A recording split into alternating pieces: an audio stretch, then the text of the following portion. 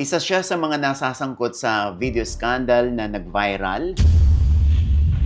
Malapit din yan sa pagkapikon pag may kumukumusta sa'yo dahil nag-trending ka. Yes, nakakapikon. Dati ko naman naging ka-close. Dati kong kaibigan. Alam mo yung intention pag kinamusta ka eh. Oo, ang dami namang magandang comment tungkol sa'yo eh. Yan ang mga naririnig mo. Yung Oo. mga at least dakila ka ron, mga ganyan. Kung napanood nyo man, kailangan ba natin mag-celebrate? Kailangan ko bang sabihin na maraming salamat kasi na-appreciate nyo ako? How did you meet the girl? Kilala mo personally? To be honest na So feeling mo may kinalaman siya dito? isa lang yung pwede kong masabi na Para hindi ko to ilabas, magbigay ka. So, nagbigay sila ng certain amount. Mataas yung presyo na hinihingi nila nung una. Kasi sa mga information na nalaman ko na more than 50 na kami na biktima nila. Hindi lang lumalabas. Yes. Kahit sabihin yung lalaki ako, nabuso ako sa pagkakataon na to. Lalaki naman kayo eh, kaya niyan. Tsaka ginusto niyo naman yan, nasarapan naman kayo. Kailangan din namin ng justice. Oo. Justisya rin yung gusto namin sa mga nangyayari ito.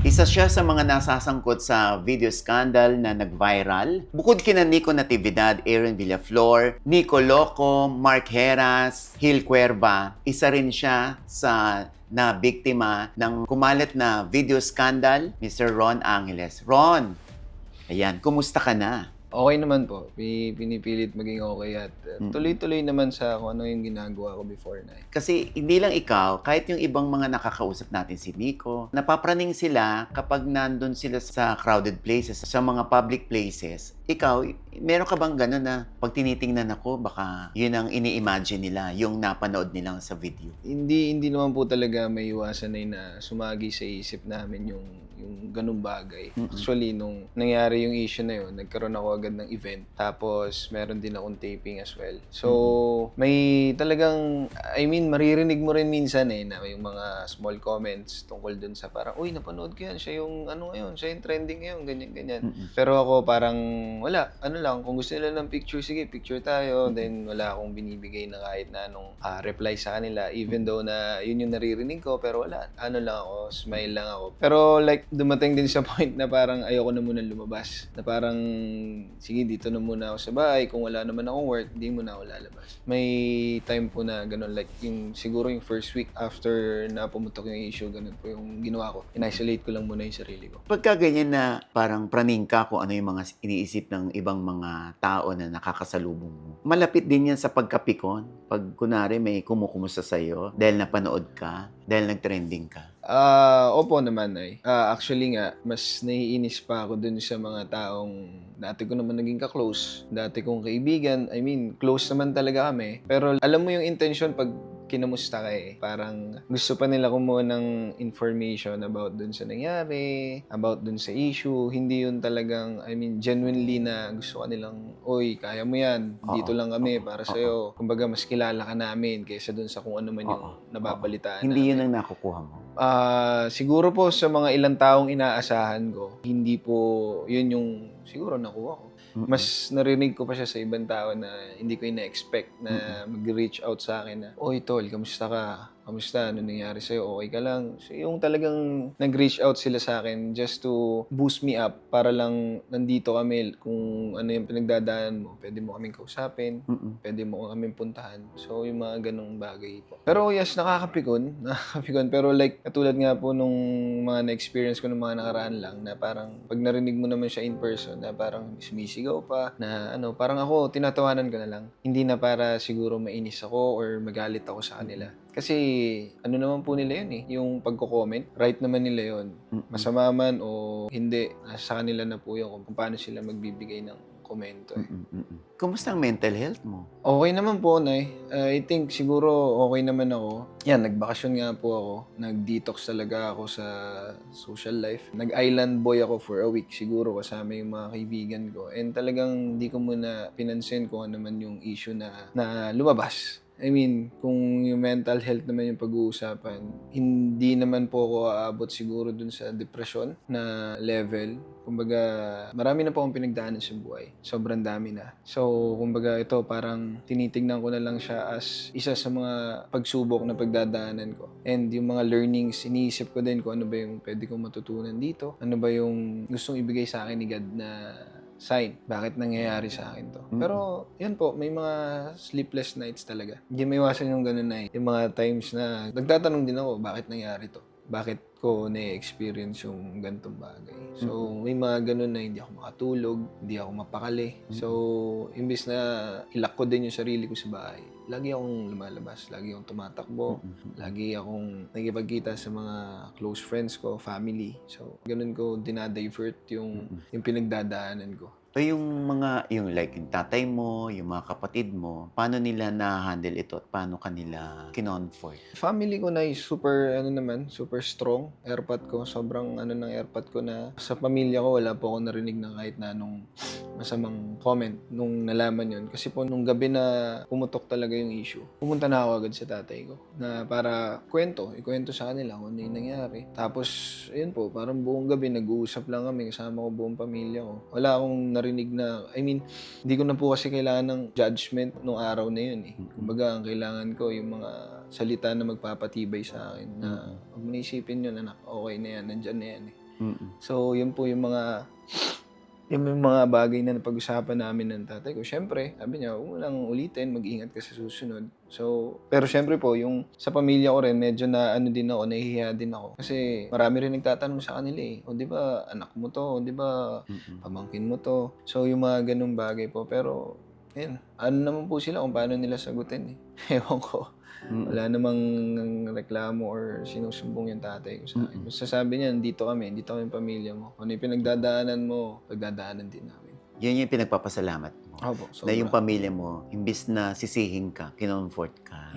Eh sinasabi naman nila, Ron, na wala ka namang asawa, so okay lang yan. Wala ka namang girlfriend, kaya okay lang yan. So, parang ilan ba yan sa mga naririnig mo para lang makalma ka lang? Siguro nga, ang pinaka-worst na naririnig ko siguro, lalaki naman kayo, okay lang yan. So, parang ako naiisip ko na, syempre kung babae po yung mga biktima dito, ibang usapan na yun. So, parang sa akin lang, hindi magandang pakinggan dahil lalaki kami. Okay lang sa amin na ganito yung nangyari, na nagkaroon kami ng mga gantong scandal na hindi namin alam, na wala akong permission, na kinukuhanan kami ng mga videos. Eh, ang lalaki at babae po, parehas namang may emosyon. Parehas namang nade-depress, parehas na stress.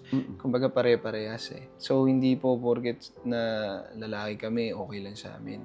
Na parang feeling nila super strong namin. Hindi po yun yung totoo actually. I think hindi kaya ng lahat eh. Yung mga ganitong problema, hindi to problema ng isang normal na tao eh. Kung mangyayari man sa kanila to.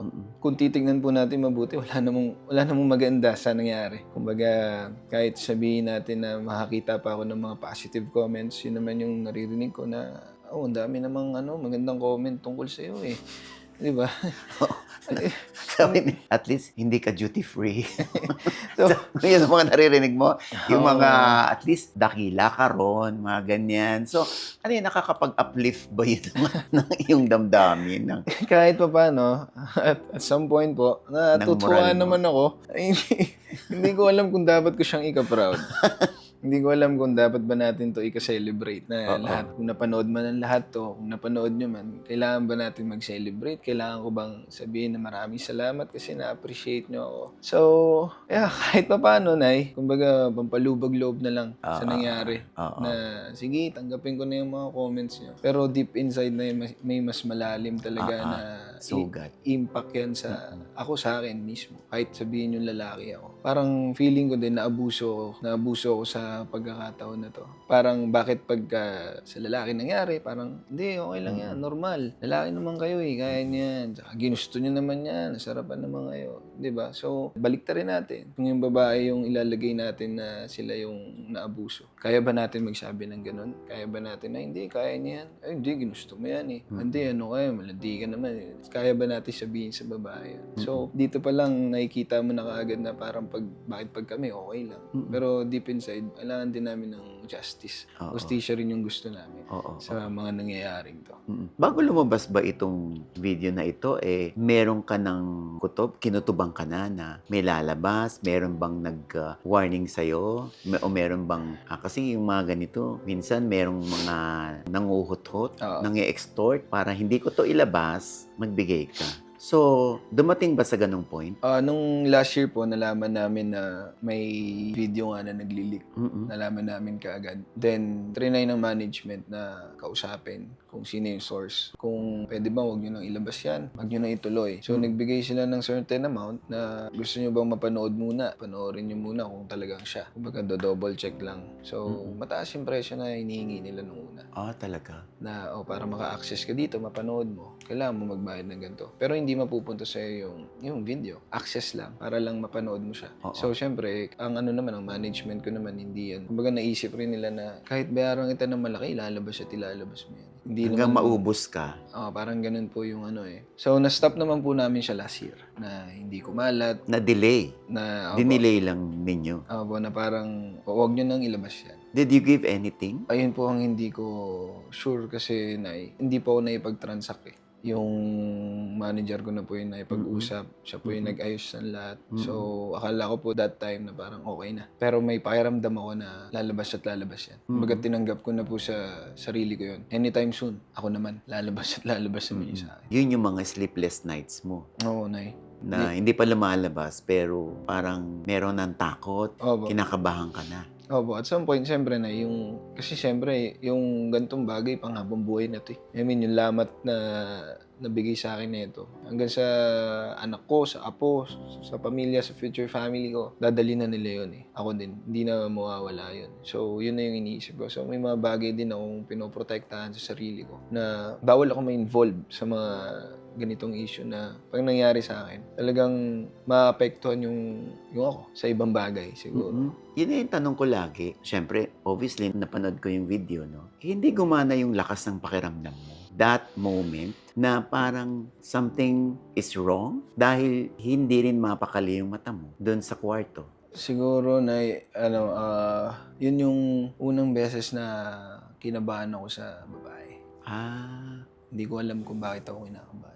Yun. So, hindi mo pinaniwalaan yung kutob mo. Parang ganun. Pero yung kabanay, first time ko yun eh. First time ko maramdaman na parang kinakabahan ako sa babae to. Anong meron? How did you meet the girl? Kilala mo personally? To be honest na hindi ko siya kilala personally. Pinakilala lang siya sa akin ng dati kong kaibigan. Yun ang pinagkatiwalaan mo. Kumbaga, word of mouth. Kumbaga, syempre, kami, mga lalaki, di ba? Pagka, uy pare, papakilala ko sa'yo. Trip ka daw niya, ganito, ganyan. So, yung mga ganun ba na, gusto ko daw makilala ni ganito, ganyan. So, sabi ko, single naman po ako. Wala naman akong girlfriend that time, hanggang ngayon. So, parang ako, nagjo-joke pa ako sa kanya. Sabi ko, baka mapahamak ako dyan. Sabi ko, sino ba yan pinapakilala mo? Kaibigan mo ba talaga yan? Ganyan, ganyan. Tapos yun, parang pinakita lang yung picture, ganyan. Kasi kung saan nangyari yun, doon din naman ako nakatira dati. Sa kabilang building lang po ako. So ako parang, sa kabilang building lang to Parang ako, tumawid lang ako. Na parang hindi na ako lalabas, hindi na ako So, pero grabe yung kaba ko. Hindi ko alam kung bakit. Na parang, sabi ko parang may mali. Kaya sabi ko nga po, nung napanood yung video, talagang aligagay yung mata ko, ganyan. Parang may hinahanap ako eh. May hinahanap talaga ako. Na, syempre ako parang, alam ko, pwede nang ilagay yung camera sa bumbilya. Alam ko na may kamerang maliit. So, yung mga ganun na pero yung natatandaan ko pa yun kung saan nakalagay yung camera na yun, yung angulo na yun, shelves yun. Wala kang makikita doon na, hindi mo talaga makikita kasi sobrang dilim. Talaga? Kaya meron Walang ilaw? Hindi ko po kasi kung sa video, kung napanood niyo po talaga yun, may moment na tinitignan ko talaga yun. Na parang naka-forward lang ako sa kanya na ganyan. Mga straight looking lang ako na talagang hinahanap ko. Pero wala na. Sabi ko nga, andyan na yan. Wala na akong magawa. So yung go between nyo, nung girl, doon ka unang nagtiwala Tama? Dahil kaibigan mo. Oo po. So feeling mo may kinalaman siya dito? Isa lang yung pwede kong masabi na feeling ko pinahamak niya ako. Mm-mm. Ayun yun. Mm-mm. I mean, hindi ko alam kung ako lang ba yung pinakilala mo doon. Ako lang ba yung una. Kung pang ilan na ako, ibig sabihin, alam mo kung ano yung nangyayari. Kumbaga, nandun yung intention mo. So ako naisipin eh. Kinalimutan ko na siya na simula nung, nag-reach out pa ako sa kanya last year. Nagbigay ako ng warning sa kanya. Sabi ko, pinahamak mo ako bro. Tsaka yung ginawa mo sa akin, ano na yun, panghabang buhay na. Pero tulad nga po ng sinasabi ko, wala na akong ibang dapat sisihin. Kasi, wala. Nangyari na po yan eh. Nagawa ko rin naman yun. So, kung may dapat sisihin dito, yung sarili ko din.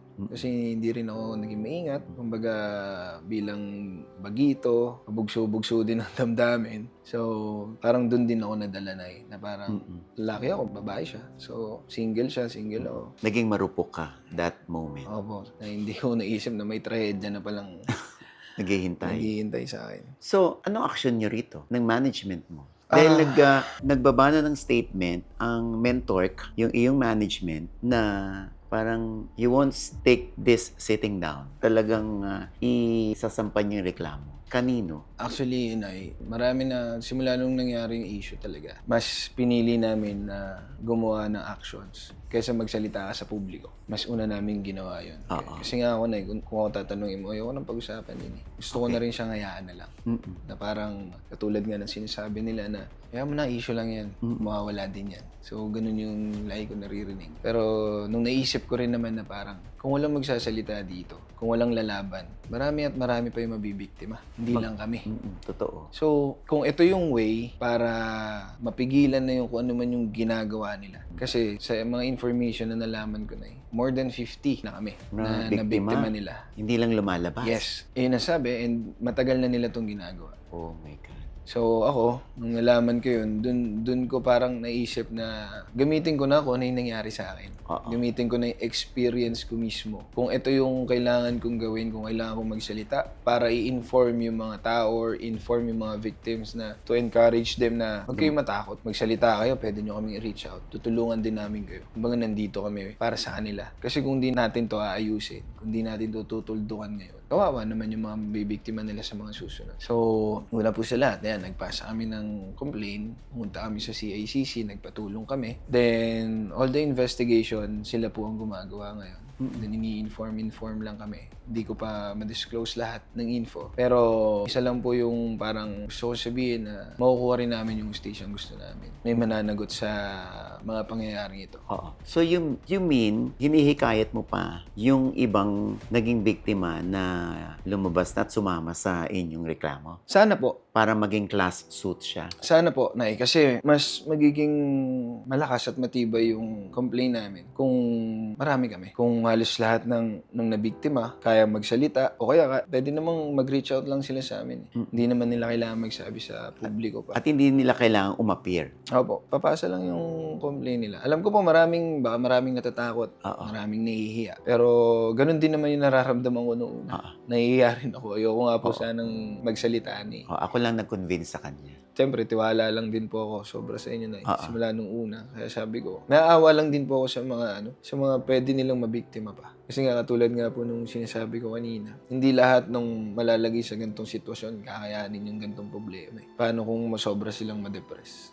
Sobra silang mag-overthink sa mga bagay-bagay na parang di pala na kayang i-handle yung gantong problema. So, kawawa naman. Nag-iisip pa nga, actually, naawa pa nga po ako dun sa mga babae. Iniisip ko pa rin sila. Baka kasi yun lang yung, yun lang yung way para kumita sila eh. Baka may tao pa sa likod nila. Baka may tao pang mas malaki na nag-uutos sa kanila na gawin nyo to. So baka naiipit din sila. Baka biktima din. Kumbaga, nandun po yung ko na parang iniisip ko pa rin sila kahit na ganun yung ginawa nila sa akin. Kung magsasalita kayo, may pag-cooperate din sila. Kung sa tingin nyo, na inutusan lang kayo or naiipit lang kayo sa sitwasyon na biktima lang kayo. O tinatakot sila. Yes. Sabihin nyo na lang. Pwede nyo naman sabihin lahat. Pwede nyo ikwento lahat. May pag-cooperate lang kayo. You're talking about the girls. Yes. Yung mga may tattoo. Oo. So, baka itanong nila, naawa ka pala sa babae. Bakit? Diniretso mo pa. kahit pa paano naman, Nay, ano naman tao tayo di ba? Sino ba naman tayo para hindi patawarin yan? Kung may nagawa man sila sa ating di maganda, ba't di natin patawarin, di ba? Pero, sabi nga natin, lahat ng actions natin may mga consequences, lahat yan. Lahat ng ginagawa natin, mayroon yung balik, di ba? So, naawa ko sa kanila, yes. Pero mas naawa ko dun sa mas marami pa nilang mabibiktima. Sa mga pwede pang mabiktima, sa mga baguhan, sa mga bata-bata na pwede nilang, alam niyo yun, mauto-uto at pumayag sa kung ano man yung ganung gusto nila. So, normal lang naman po sigurong maawa pa rin. Na hanggat di ko rin naman po naririnig kung ano yung gusto nilang sabihin. Parang nasa isip ko lang din na ang lakas ng loob nila kung modus talaga nila yun. Kung talagang gawain nila yun. Na sila lang, congrats. Dahil successful sila. Pero kung meron pang nasa likod nila or may nag-uutos sa nila. Talagang sindikato. Ibang usapan na kasi yun. Oo. So, sino pa ba makakapagpatigil nun? Hindi kami lang din naman ng mga biktima. Hindi naman tayo pwedeng sabihin natin na hulihin nyo yan. Kung hindi mo naman na-experience yung nangyari. Hindi mo naman na-experience kung ano yung ginagawa nila. So, sino ba makakapagpa-stop nun? Kami lang din, ng mga biktima. Isa na ako doon. Feeling mo ba, itong nangyari sa'yo ay makakasira sa iyong career? Or baka maudlot na yung goal mo na makilala at sumikat? Kahit pa paano iniisip ko, positive pa rin ako mag-isip Hindi ko rin alam kasi talaga kung ano yung rason bakit nangyari sa akin to. Pagdating naman sa trabaho, siguro naman sa ilang taon ko na rin sa industriya na maganda naman yung pundasyon na na-build ko. Maganda naman yung karakter na na-present ko sa kahit kanino, sa industriya, sa mga kaibigan, sa katrabaho. Siguro yung gantong pagkakataon, yes, pwede kang i-judge yung gantong pagkakamali. Pwede nilang husgahan yung buong pagkatao sa isang pagkakamali na to. Pero nandun pa rin ako sa positive side na nangyayari to dahil may rason Sabi ko, siguro hindi naman titigil dito yung karir ko. Kung tumigil man, wala naman po ako magagawa Kung talagang hindi ako pagkatiwalaan na ng mga nagbibigay ng trabaho or ng tao sa akin. Pero hindi po ako titigil doon. Hindi po dahil nangyari sa akin to, titigil na ako sa kung ano yung ginagawa ko. Kumbaga, gusto ko pa rin tumuloy. Tuloy-tuloy lang ako actually. Kumbaga, ang iniisip ko, pagtapos nito, ang daming trabaho siguro. Yan lang yung iniisip ko. Pero yung iniisip ko po na mawawalan ako ng trabaho, parang ayoko lang siyang irehistro sa utak ko. Kasi nakakalungkot. Nakakalungkot talaga kung yun yung nangyayari sa akin. Pero hopefully po, hindi naman sana siya makaapekto ng sobra-sobra. Yes, makapagbigay siya ng damage talaga. May damage talaga sa pangalan. Pero sabi ko nga, hindi naman sa isang pagkakamali lang. Dapat mahusgahan mo na isang tao. Kumbaga, yes, sa una, pwede mong husgahan, pero hindi yan yung magde-define kung sino siya. Ay, alam mo naman ng yung ibang netizen, mga judgmental, mga judger. 'Di ba? Yung parang nakalimutan nilang nagkakamali rin naman sila. Mas gusto nilang pinag-uusapan yung nangyari sa ibang tao. Nag-enjoy sila doon. Hanggat hindi nangyayari sa buhay nila. So, ang tanong ko sa'yo, sobra bang malaki ang naituro sa'yo nito? At ano na yung hindi mo nagagawin next time? Or magsisilbing trauma to sa'yo at baka next time, baka ayaw mo na makipagkilala sa mga babae, lahat na lang na ipapakilala sa'yo pagdududahan mo. Kasi nga sa trauma. Siguro na yung trauma, hindi mawawala yung trauma na yan. Pero siguro po, yung sa lesson na una ko natutunan dito, minsan di rin okay na lagi ka magtitiwala sa kaibigan mo. Kasi minsan yung pakiramdam mo na magiging kaligayahan yung for a while, yun yung magiging mitya ng kapahamakan mo. Na habang buhay mo. Na parang, bit-bit. ayos to masaya yan. Kumbaga, sige, gawa ko dyan. Pero after that, di mo naiisip na grabe pala yung magiging impact nun sa'yo. Yun yung isa sa mga natututunan ko dito talaga na sa kaibigan na yan. Minsan kailangan mo talagang timbangin. Kung sino talaga yung totoong kaibigan mo sa inyo. Kasi minsan yung sinasabi mong kaibigan, yan yung magpapahamak sa'yo. Correct. Diyan ka madadali talaga. Yung trauma, yes, nandun talaga yung trauma. Siguro ang hindi ko na lang po gagawin sa susunod, yung pumunta ako sa isang lugar na alam kong hindi ako safe. Tsaka pag meron na akong yung pakiramdam na ay parang kinakabahan ako Ayun. Paniniwalaan mo na yung gut feeling ko. Na Parang shit, parang dito tama. So, kailangan makinig na ako dun sa bagay na yun. Marami pa. I mean, sa dami po ng pinagdaanan ko sa buhay, isa to sa mga pinaka top 1.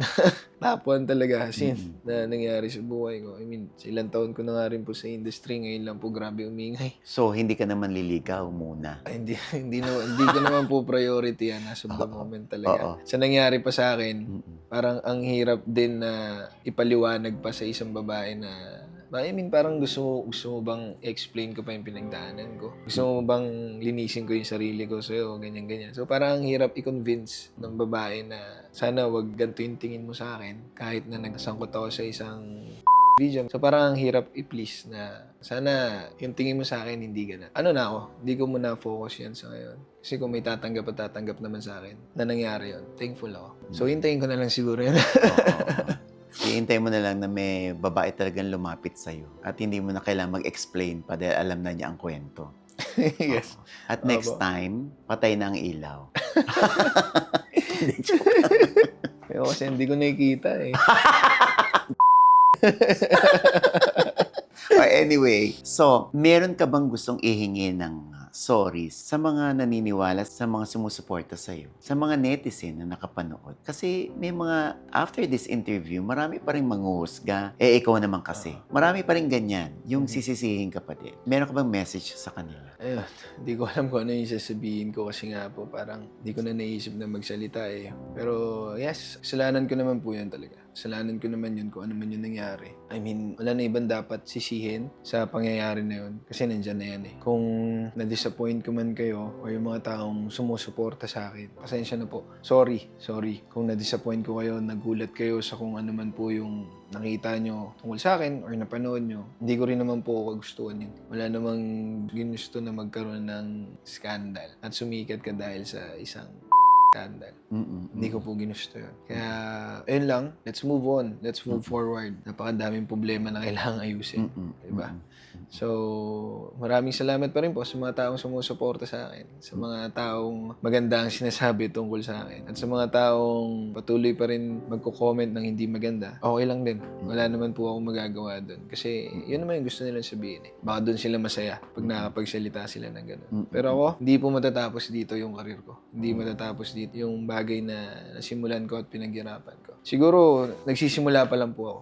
Yun po yung term doon na ito pa lang siguro yung simula talaga. Wala akong ibang gagawin, kundi papatuloy po. Gagawin ko pa rin yung trabaho ko. Di mo tinanungan, Diyos, bakit ito naman pagsubok na itong binigay mo sa akin? Actually, mabigat eh. Ang hirap nga eh. Kasi ako parang hindi ko kine-question yung ano eh. Hindi ko kine-question ng Panginoon eh. Kumbaga, hindi ko siya tinatanong bakit mo ginawa sa akin to. Hindi ko siya sinisisi. Kumbaga, sinisisi ko talaga sarili ko. So parang, bakit mo ba kasi ginawa yun? Bakit ka nagpadala sa ganun? Kumbaga, ang lagi ko lang sinasabi sa Diyos na sa Panginoon, sana mapatawad lang ako. Kasala ako. Sana mapatawad ako. Tsaka naniniwala din po ako dun sa may rason eh. Kung bakit nangyayari. May mas malalim na rason. Hindi lang yan dahil nangyari sa'yo eh. Hindi yan binigay sa'yo nang wala lang. Kumbaga, may reason niya kung bakit. Siguro may kailangan akong tigilan. Siguro may kailangan akong baguhin. Ayun yung mga bagay na mas iniisip ko. Imbes na questionin ko ang Panginoon sa kung ano man yung ginagawa niya sa buhay ko. Mas naniniwala po ako dun sa bagay na ibibigay niya pagkatapos ng mga ganitong problema. Mga ganitong bagay. Mas na-excite ka sa magiging sukli ng lahat ng ito. Yes, abo. Anyway, yung tulog mo, kumusta? Nakakatulog ka ba ng mahaba? Or bigla ka na lang babangon dahil naalala mo na naman siya? Kung sa tulad nga sinabi ko na sleepless nights, halos araw-araw yan. Hindi ako nakakatulog ng maaga. Tapos parang ayokong pumikat na ako lang. Ayong wala akong kaibigan, wala akong kasama. Ayoko nang parang feeling ko ako lang mag-isa. So may time pa na talagang pinapagod ko lang yung sarili ko para lang pagka-uwi ko, tulog na ako. Kumbaga tumatakbo ako na eh. Nag-jogging ako, nag-gym ako. Kumbaga talagang gusto ko pagod ako pagka-uwi ko. Ayoko nung ang dami kong energy. Para lang kahit kasi uminom po ako ng gamot na pampatulog, di tumatalab eh. Nalalabanan mo rin. Oo. Kasi syempre, powerful yung utak eh. So kahit sabihin natin na yung katawan ko, antok na, pagod na. Eh kung yung utak ko sobrang alive pa. So laging naglalaban. Pero yes, di ko naman po pinapabayaan yung sarili ko. Huwag mong pababayan sarili mo. Oo, okay naman ako. Kaya naman dalhin, kaya balansein. Masaya naman ako kahit papaano. I mean, hindi ako nandito para celebrate kung ano yung nangyari sa akin. Pero wala namang mangyayari kung ida-down ko yung sarili ko mismo. So ako laban lang. Tuloy lang ako. At saka nandito nandito ka para hikayatin yung iba pang alam nilang naging biktima sila para lumabas at magreklamo rin, para mahinto na to. That's the purpose of Exactly. guesting here. Yun talaga yun eh. To encourage them na lumabas na kayo. Mm-mm. Salita na rin kayo. Not necessarily Not here. na, Hindi dito. Hindi not mo naman necessarily kailangan magpakita sila. Oo, hindi kahit mo naman mag-sign kailangan lang sila. i-publiko kung ano yung gusto mo. Kung biktima ka, di ba? Yun, kausapin mo kami. I mean, tandaan natin maraming taong gustong tumulong sa atin. Maraming taong gustong ipatigil kung ano man tong pinagdaanan natin, pinagdaanan ko. Maraming taong galit dahil, yun nga, kami mga biktima po dito eh. And hindi ko nga ma-imagine na mabibiktima kami ng ganun. Ako mismo hindi ko ma-imagine na kaya palang gawin ng isang babae yun sa amin or sa lalaki. Kasi ako parang never kong naisip, sumagi sa isip ko yun na ganun yung gawin ko sa isang girl. Na pinagkatiwalaan ka na ng babae, tapos para i-video mo siya ng without permission or what. Tapos ibebenta mo, kakalat mo, di ba? Kaya nga sabi ko nga doon sa mga nanood kung napanood nyo na, naging masaya naman kayo, okay na yun. Huwag na natin siyang pakalatin. Huwag na natin i-share. Kumbaga, hindi naman mabuting balita yun eh. So, huwag na natin ikalat ng sobra-sobra. Kung napanood na nila, edi okay na yun. Yun lang naman yung Pakiusap. please ko sa mga tao. Kasi ang dami ko pa rin nakakita eh. Sino pa din nakakapanood? May copy ako niyan. Oo. Di ba? Yung mga ganun. Comment below lang. Parang, Diyos ko naman. Ano ba? Di ba? Kung napanood mo, okay na yan. Yun na yun. Solohin mo na. Enjoy mo na yung moment na napanood mo. Anong mensahe mo sa malungkot na si Ron?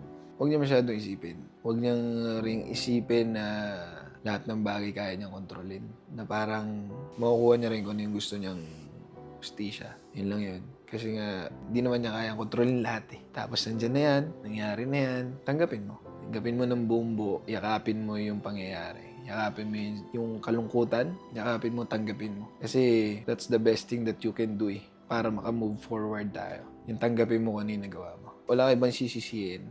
Sarili mo lang. Sorry ka, then yun. Let's move forward. Balik tayo sa trabaho.